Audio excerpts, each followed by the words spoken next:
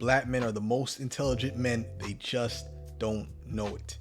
So we're going to go through some historical facts and give you some data on why you think the way you think and how this is deeply ingrained into today's society and into your culture.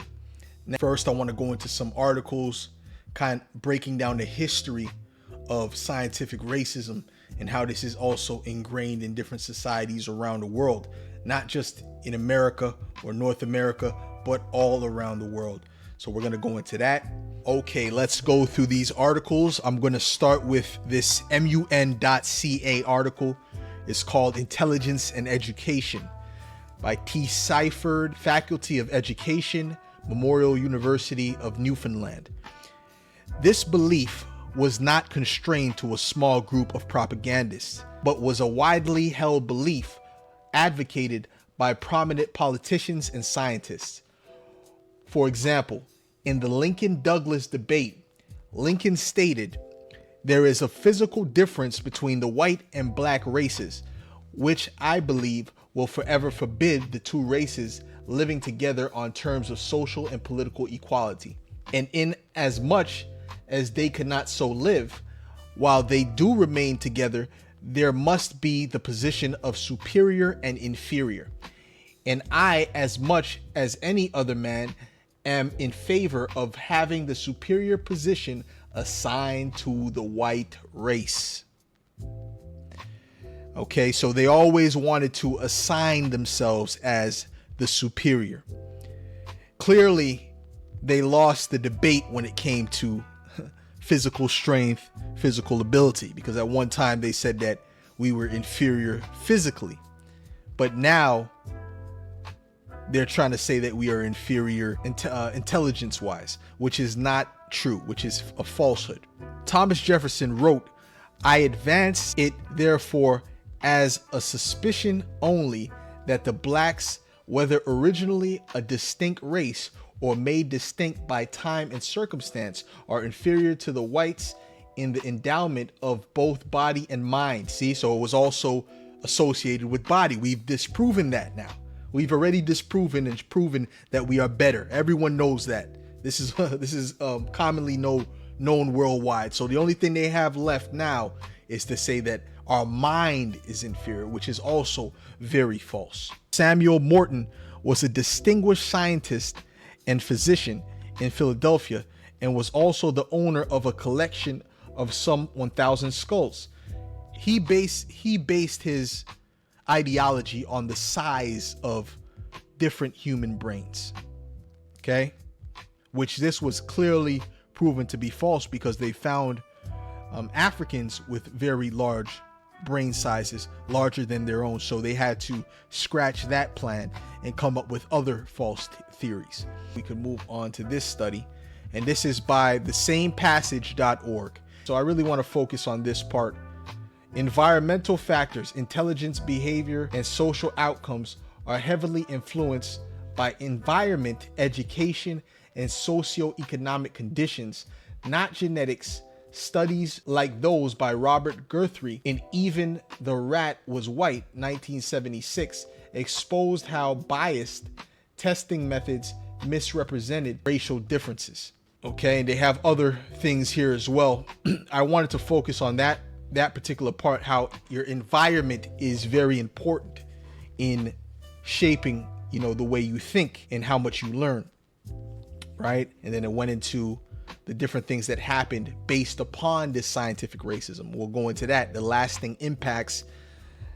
This is a part I want to touch on. Despite its debunking, scientific racism's legacy persists. It shaped discriminatory laws such as U.S. Jim Crow segregation and South Africa's apartheid system, and influenced global inequalities through colonial exploitation. I wonder if those global inequalities had anything to do with the position that we're in right now. I wonder if that has absolutely nothing to do with anything. See, because this is what they'll make you to think, that it has nothing to do with the reason that you're in the position that you're in now, which is absolutely illogical. Jenkins' premier scholarship was his 1935 doctoral dissertation published in a socio-psychological study of black children of superior intelligence. Was among the first to focus on black children of superior intelligence. Jenkins researched black children of superior intelligence in grades 3 to 8 living in Chicago, Illinois. Jenkins' findings contradicted prevailing intelligence research that suggested that black children of high intelligence were rare, and instead asserted that highly intelligent black children existed at when they were given the opportunity for educational and cultural development. Jenkins' work rejected the notion that blacks had a genetic predisposition for lower intelligences, and in fact showed that intelligence levels among blacks were as high as they were among whites. Jenkins showed that being black was not a limitation factor for one's intelligence, as previous research had claimed. Okay, let's go through the list of some of these black inventors. We have the traffic light, Garrett Morgan; automatic elevator doors, Alexander Miles; the gas mask, Garrett Morgan; automatic gear shift, Richard Spikes; railway telegraph system, Granville T. Woods; the airplane toilet system, James Henry; the fountain pen, William Purvis; the pencil sharpener, John Lee Love; blood banks and plasma preservation, Dr. Charles Drew; the first successful open heart surgery, Dr. Daniel Hale Williams; the disposable syringe, Phil Brooks; the first large-scale human heart surgery, Vivian Thomas, which I believe there's a movie on this individual. Vivian Thomas is actually a very good movie.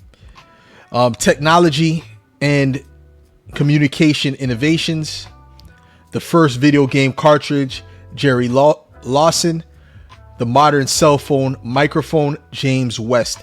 And we could go on for days. After we go through that, I have to break down what you have seen in those clips. What you were seeing was an historical effort to make you seem inferior. They tried to make it where you were inferior physically and mentally, but we disproved the physical aspect many years ago through sports, through our clear athletic abilities. We've proved that we are better in that aspect.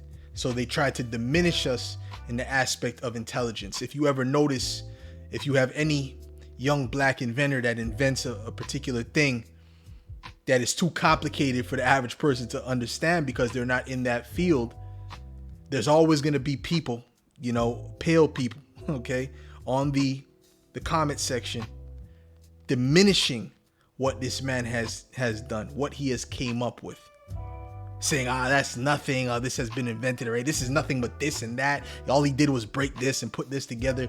And they're trying to explain it as if they have been in that field for 20 plus years, when these are just random trolls on the internet.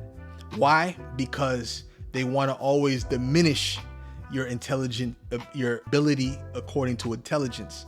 Why? Because that's the last stronghold they have. We already disproved the physical intelligence, so now they want to disprove the mental capabilities, which now you have channels like this that are clearly disproving those things as well. So I had to go through those articles to show you that this is what they were looking for. They were always looking for points to try to justify their beliefs, their false beliefs about you and your capabilities. They said that it was impossible for you to learn how to read, which they never attributed to the fact that they never allowed you to read or allowed you to get any education.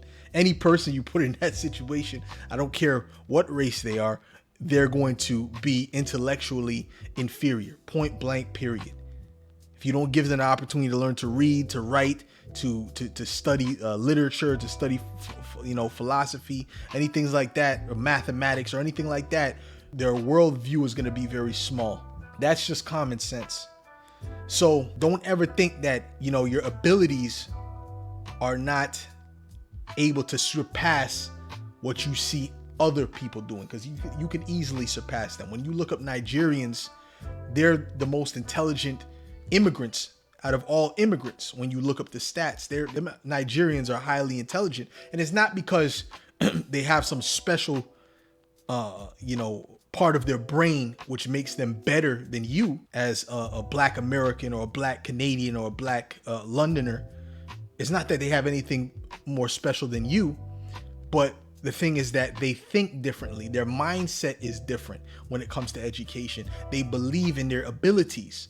This is the difference, is that your belief in your ability actually holds you back. It holds you back. There's certain fish that if you put them in a tank that's a certain size, they'll never grow past that size because they're adapted to their environment. And the environment I'm talking about, as when it pertains to you, is the environment of your mind. Your mind is small. Well, I'll tell you a little story about me. When I was in school, when I first got into high school, I entered into the IBO program, which was a program for, higher intelligence, students that were above, had higher IQ, quote unquote, which we kind of went through that and how that doesn't determine intelligence anyway. I was in that program, but during school, I wasn't focused. I was focused on girls. I was focused on what is glorified in our culture. And that wasn't what was glorified. That wasn't what would give you the glory. That's not what would give you the respect. So this is why they do the things they do, because the things that they do within the culture is what gives them respect. And that comes from the music, that comes from the movies, that comes from the TV shows, which all gear you into a particular direction. And it's not by accident, by the way.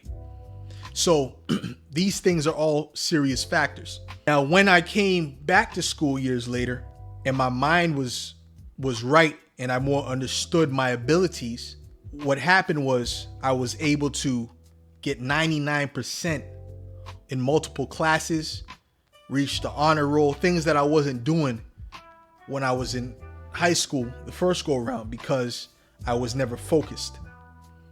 That was never glorified. So when people were surprised at me getting to that level, when I went back to school, they said, "Oh man, you're in the honor roll program. You're doing this. You're doing that." To me, it wasn't a surprise. To me, it was normal. It's what I should have been doing. But my mind wasn't right back then. And a lot of you black men, your mind is not right. So I'm trying to show you the truth and break down these constructs that you have in your mind. And these are constructs that have been here for centuries, and they're passed down generationally as well. What's the solution? To break those constructs in your mind, understand your capabilities, understand history, understand what you have done already has surpassed everyone else. Even in the low condition, even in the low condition that you were in, you were able to surpass everyone else. This is why black men doubt their intelligence and their ability to learn and to grow intellectually. With that, I hope that you were built up with today's talking session. I hope that you ponder upon this and really learn from what is being said. With that, I'm out.